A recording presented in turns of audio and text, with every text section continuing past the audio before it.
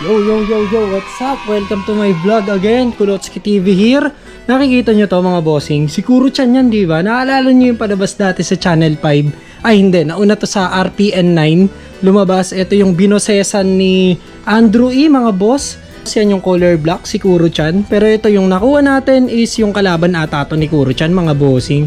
Nalalagyan siya ng pellet and then bumabaril yung pinakabaril niya, yun yung balaw. Tapos bumabaril siya. Katulad ni Kuro-chan, mga bossing, may machine gun sa kamay yan. Napakaluko nung palabas na to, mga bossing. Kung naabutan nyo to sa Channel 9 dati, ang ganda na ito. Kasabayan na ito yung Shin-chan. Kasabayan niya yung Shin-chan. Tapos meron pa ang dami ko kasing na-score nung isang araw, mga bossing. Bago na naman to, no? Nag-auction ulit tayo. May mga nakuha tayo rito na ito, Death Note, mga boss.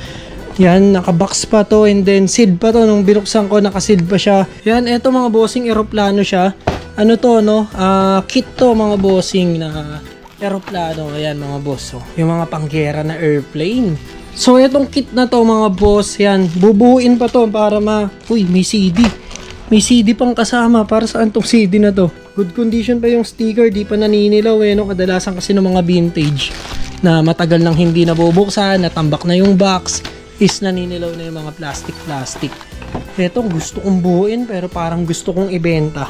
Syempre, hindi na ako katulad dati na bili na lang ng bili tapos di-display lang. Ngayon, syempre, dapat napapaikot natin yung mga ginagastos natin dito. Ito talaga, itong ganda na ito, mga boss. Yan, ito, collectible to, mga bossing, no? Hindi familiar sa akin pero sa mga collector siguro ng laruan talaga familiar sa kanila to. Di ko nga alam kung vintage ba to or kasi mukha siyang bago, mga bossing, talagang mint condition pa, mga boss. At ang ganda nung toy niya, para siyang diorama, mga bossing, puro miniature. Ayan, may panahe, may camera, may satellite. Etong ganda na ito, vintage na yung playan ng mga malalaking CD, dyan piniplay yun. Tapos may mga sasakyan, may mga tao, iba-iba, may mga robot pa nga, ayan, may mga robot. So etong ganda rin na ito. Magkano kaya ito sa market? So search ko pa yan para maibenta natin ng maganda. So ang dami niyan, mga boss, meron pang mainam-inam dun sa ilalim niyan, may Pokemon. Pero sa ngayon, eto may Pokemon pa na isa dito. Ito naman, bala ng Game Boy, mga boss.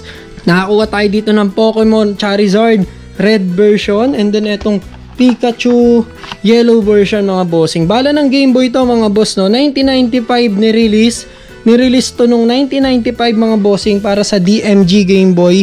Tapos, mga boss, ito lang yung version nito, wala siyang English version, Japanese version lang yan. So na-testing ko na parehas to, mga bossing, gumagana naman siya. So ang ganda nito, mga boss, sa mga nagko-collection, talagang hahanapin to. So ngayon, tatabi muna natin to. Pero pinost ko na to, mga bossing, kung sakaling may magkagusto, i-out natin. Pero pag wala, nalagay natin to dito, mga boss. Nakita nyo yan? Ayan, yung mga collection natin ng bala ng Game Boy, mga iba't ibang bala ng mga console. Kasama na itong Game Boy na to, lalagay natin to dun. Hindi ko nga alam, mga boss, kung rare nga ba itong nakuha natin na bala ng Game Boy na to. Sinerch ko naman siya. Ang presyo niya sa eBay is hindi bumababa ng $100. Itong parehas na to, mga boss. May nakita pa nga ako nito, 600 plus na $600 plus, mga bossing. Sa eBay kasi yun, sa mga ibang bansa yun nabebenta. Dito, hindi ko alam kung magkano presyo. So ngayon, for today's video, mga bossing, may pupuntahan tayo na Japan Surplus. May bago daw sila, pero ito hindi to auction house. Yung pupuntahan natin na yun is, alam nyo na, yung mga pinupuntahan ko dati, na mga nakaredy na yung mga anik-anik, pwede tayong mamili pa isa-isa. So, puntahan na natin yan. Pag yung mga ganyan, may makikita rin tayo dyan, panigurado. Kaya, tara na, let's go! Ang tanong kung bukas na nga ba sila ngayon? Ayun! Bukas! Bukas ang mga pogi! Pogi! Andito ako, pogi! Anong card yan? Chika Bebe? No, Chika Bebe. Ay, hindi. Di rin familiar sa akin to. Kung nakahiwalay sa binder to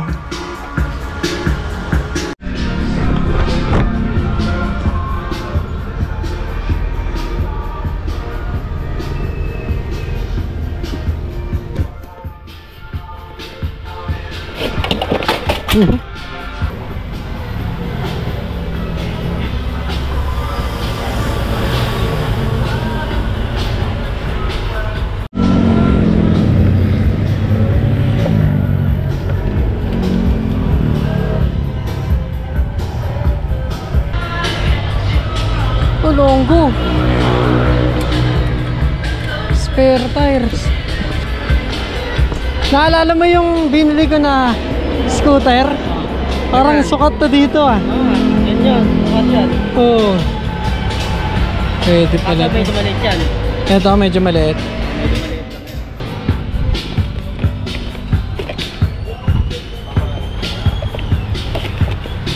In the garage. No.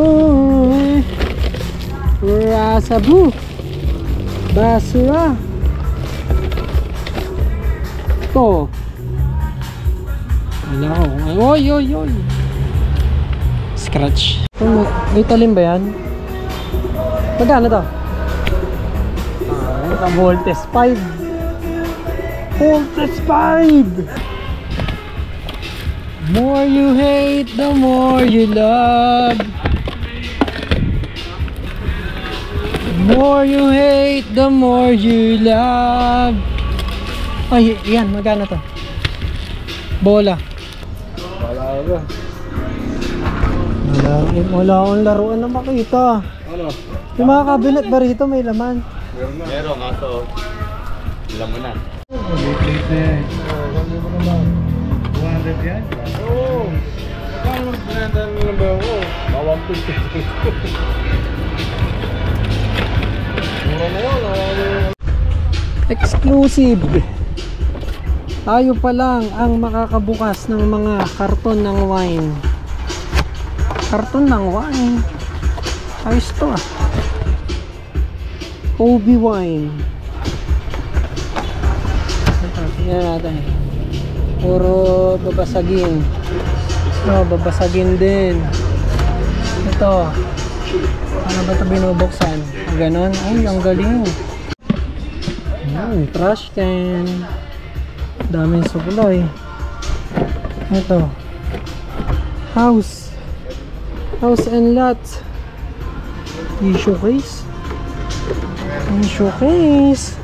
A few moments later. Sayang mga boss, puro pins lang yung naano natin, na-score natin doon sa Mesa Plaza na pinuntahan natin kanina. So, ito, puro My Hero Academia na pins. Next naman is etong train station din mga boss. Ito kinagandahan nito.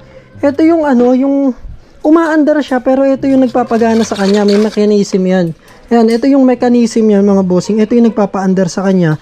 Tapos parang dito dumadaan yung kuryente sa pinaka-railing niyan mga bossing. At ang gulong niyan mga boss, ganito siya no.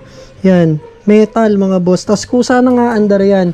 Ito, gusto kong subukan to. Sana umaandar pa siya. Pag umaandar pa to mga boss, talagang ang ganda nito no. Ito, another Pokemon. May Pokemon nga pala ako dito. May nakita akong Pokemon dito. Nasaan na? Ito mga boss. So ito, Pokemon to. Ang ganda nito mga bossing. Etong Pokemon na to mga boss, faded lang yung box nito. Pero yung laman nito mga boss, good as nyo pa. Iyan no. Tignan nyo yung mga cards niya. Hindi pa siya nabubuksan mga boss. And then ito yung pinaka stadium niya mga boss. Dito nilalaro yan. So yan, kung mapapansin nyo mga bossing, naka-tape pa yan. Yun no, diba? Good as nyo pa talaga mga boss. So aalamin lang natin kung umaandar pa nga ba to. Tapos may makakasama pa yung mga Pokemon character, si Pikachu, and then yung ibang mga Pokemon, hindi ko nakabisado ko ng mga pangalan yung mga yan. Pero yan yung makakasama mga bossing. So ang ganda na itong set na to. May cards, may character, and then may stadium. Ito, apatan yung battery niya mga boss. Yan, masusubukan natin kasi ito may nagtatanong din sa akin nito. So, mapapakita natin sa customer kung gumagana siya. So, open natin. Saan ang open? Ayun, ayun. Nice. Nice. Nice one.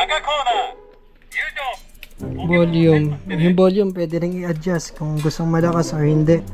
So, pag pinindot to, okay. Paano ba laruin to? Yun. Yung card yung binabasa dito, tapos doon kayo maglalaban. Nakakuha rin tayo ng mga kits, mga bossing. Ito, Rebel to, mga boss. Unbuild to, mga boss, no? So, bubuuin pa to, katulad ng mga binibili natin dati. And ito, airplane, mga bossing. Yung mga airplane nung araw, gandang pang display nito. So, yung sticker na ito, mga boss, yan yung sticker niya. Then, may mga kasamang manual. And then, ito yung pinaka-kit niya, no? So, wala kasi kung sipag sa mga pagbubuo ngayon. Dati, gustong-gusto kong nagbubuo ng mga ganito. Gundam, yung mga ganitong klase ng buuin. Ngayon kasi, wala na tayong masyadong time. So, ito, meron pa. Scale nito is 172 din, pero ito mukhang mas malaki siya. So ganun din, same lang din dun sa nauna, hindi pa rin siya nabubuo. Ito yung sticker niya nakasama, so kompleto rin. So ito ina-out ko ata to ng 700 or 650 yan each. So parang mas mahal ata yung isa. Ito, jackpot ka rito mga boss, ganda nito. Meron pa nga niya, no? Ito yung white wings. Ito sa atin, pag gumawa tayo ng papel na de aeroplano, tupi-tupi ka lang. Sa Japan, meron na silang aeroplano mismo na uhulmahin mo na lang sa papel. May guide na yon. Ito yon, paper to mga bossing. And then last one, ito mga boss, yung Kuro-chan, no? Kuro-chan mga bossing. Ito, parang may buyer na ata ako nito. Hinihintay ko lang siya mag-reply. Kuro-chan, napakaganda. Ayan, hindi mismo si Kuro-chan, ha. Ito yung kalaban niya ata to or yung kaibigan niyang batil yung ugali. Nakalimutan ko na eh. So sa lahat ng mga bago natin na yan, mga bossing, ang pinaka-paborito ko sa lahat na na-score natin is etong Pokemon mga bossing, no? So 1995 pa to na cartridge para sa Game Boy mga boss. Sobrang vintage siya nito. Plus yung Glico and then eto. Yan. Etong Kato na to mga bossing na Railway. Eto, sinubukan ko kasi siya, mabilisan lang. Hindi ko alam kung bakit ayaw umandar. Siguro may malila ako sa pagkakaano ng railings. Pero all goods naman talaga mga bossing. Hindi ko nga lang alam kung paano paandarin to. Pero maganda kasi yan, pang diorama din. And then ito, na-testing ko naman to, gumagana. So, yun mga boss. Panalo yung pagkaka-auction natin nung nakaraang araw doon sa may auction house. So, ito mga bossing, lahat ng pinakita ko sa inyo is nakapost na rito sa may page natin. So kung gusto nyo i-score, puntahan nyo na lang. Kung hindi naman mabili, dagdag natin dito sa mga collection natin. So yun lang mga boss, kita-kits tayo next video. Maraming salamat sa inyo. Let's go! Bye-bye!